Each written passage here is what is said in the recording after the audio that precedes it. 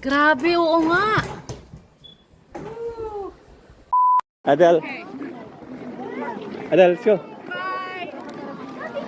So hello sa Gaia Fam Squad! Super lamig na nga ngayon dito ulit sa Canada. Dahil nga ang sabi sa weather is minus 29 degrees Celsius. Pero it feels like minus 43. Dahil nga dumadagdag sa lamig yung wind chill. Pwede ka nga magkaroon ng frostbite nito. Yung parang pins and needles na tumutusok sa kamay mo. Dahil nga sa sobrang lamig ng panahon, naisipan kong gumawa ng sopas. Sakto nga at meron pang natirang roasted chicken na pwede kong gamitin pang sahog. Minsan kasi kapag wala ng time, umorder na lang ako ng mabilisang ulam. Ininit ko na nga pala yung kawali tapos nilagay ko na yung butter. Nung matunaw na nga yung butter, sinunod ko ng gisa tong mga sibuyas. Nung maging golden brown na yung sibuyas, sinunod ko na tong celery. Ganun din ang gagawin natin, igigisa rin natin siya. Ito palang celery ay magbibigay ng flavor at crunch sa sopas. Sinunod ko na nga rin tong carrots. At ganun nga din ang procedure na gagawin natin. Pagkatapos na nga natin mekis, sunod na natin ilalagay itong kumukulong tubig. Pinakulang ko na nga lang siya sa water heater para mabilis. Lalagyan rin pala natin ng mga panglasa itong sopas natin. Garlic powder at chicken broth powder. Itinaktak ko na nga at dahil ito na yung last, syempre hindi mawawala ang asin at paminta sa isang luto. Naglagay din ako ng onting amount ng patis. At nung makita ko na nga na kumukulo na yung tubig, ay nilagay ko na tong isang packet ng elbow macaroni. Papakuluan ko nga lang to, hahaluin hanggang sa lumambot. Usually 8 minutes kung tinatimeran. Dahil ayun ang sabi sa pakete.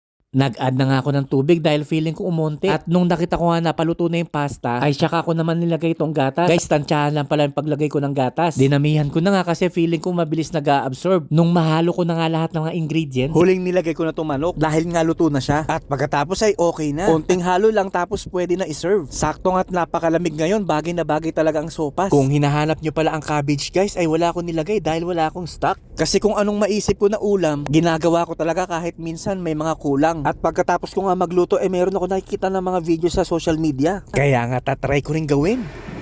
Ayan guys, so nagpakulo ako ng tubig.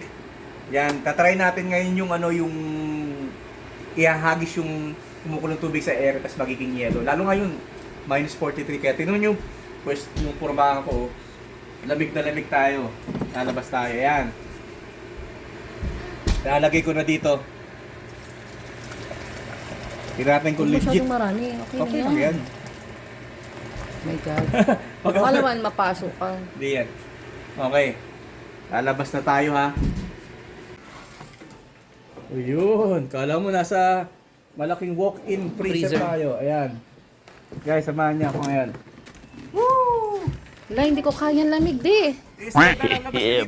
Oh, no, I don't. Dito na lang. Game na? Picture na ako?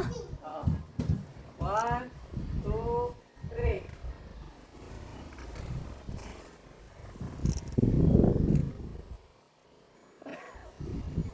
Grabe, oo nga. Paghagis mo, wala na yung init. Talagang lamig agad.